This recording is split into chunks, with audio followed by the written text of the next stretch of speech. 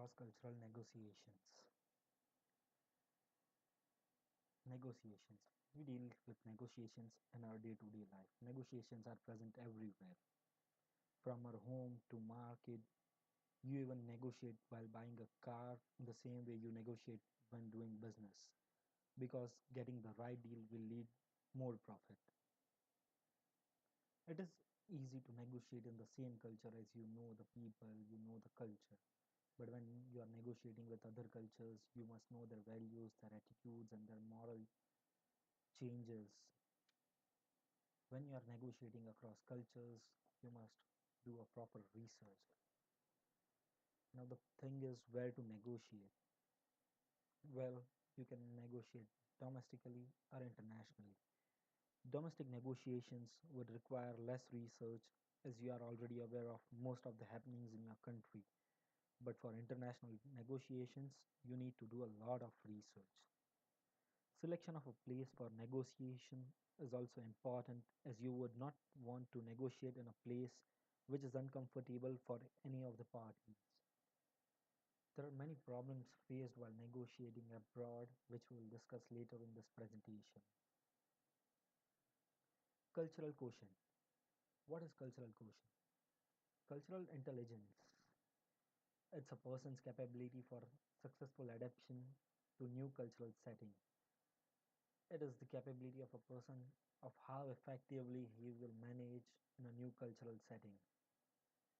Higher the CQ, higher the problem solving skills in cross cultural environments. Cross it also represents the ability to represent and act on different observations. It is also noted that higher the CQ or higher the cultural intelligence, higher the negotiation performance. Now the thing is there are four dimensions of cultural intelligence: the motivational dimension, the cognitive dimension, the metacognitive dimension, the behavioral dimension. The motivational dimension deals with the intrinsic and extrinsic properties, which are like the self-efficacies of how a person feels. The cognitive uh, cultural intelligence deals with the cultural systems, the norms and values that a person believes in. The metacognitive cultural intelligence deals with the awareness planning and how well you plan when you're going to move into a foreign culture. And the behavioral cultural intelligence deals with the verbal, for example, the pronunciation, the way of speech, the non-verbal such as facial expression, dimensions.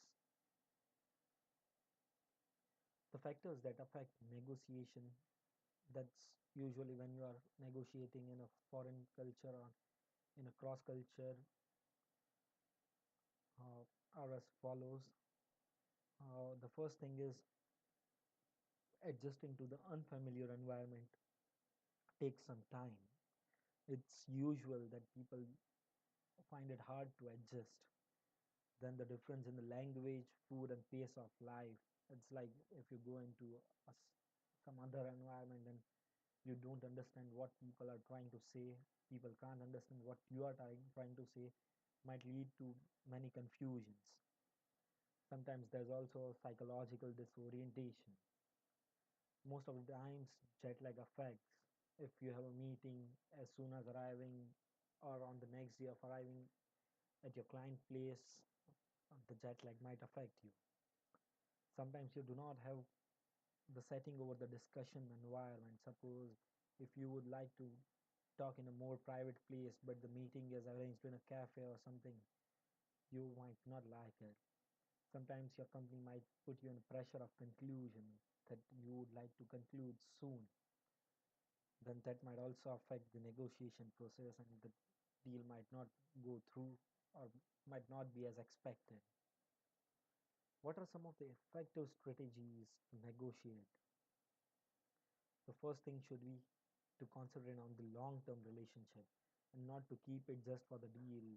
Suppose if your deal is for a few months or a year, then you are not trying to concentrate on just that time period. You want a long-term relationship with the client.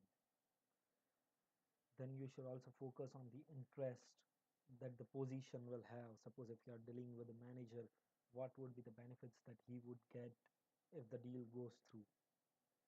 Then you want to avoid over reliance on cultural generalizations. Suppose you have heard that in the culture which you are dealing has some kind of belief, but you do not want to over rely on that, as the people you are dealing with might be practical and might not be believing in that beliefs. You should also be sensitive to timing. You must not take much of the time, and you should not even complete it early. You should take moderate time. You should also remain flexible to the requirements of the client. It is also important to prepare carefully and well ahead of the meeting.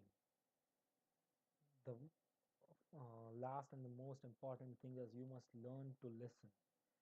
If uh, the clients or if the people with whom you are dealing wants to tell you something, you must learn to listen what they are saying. This is the reference from where I got my paper. Thank you.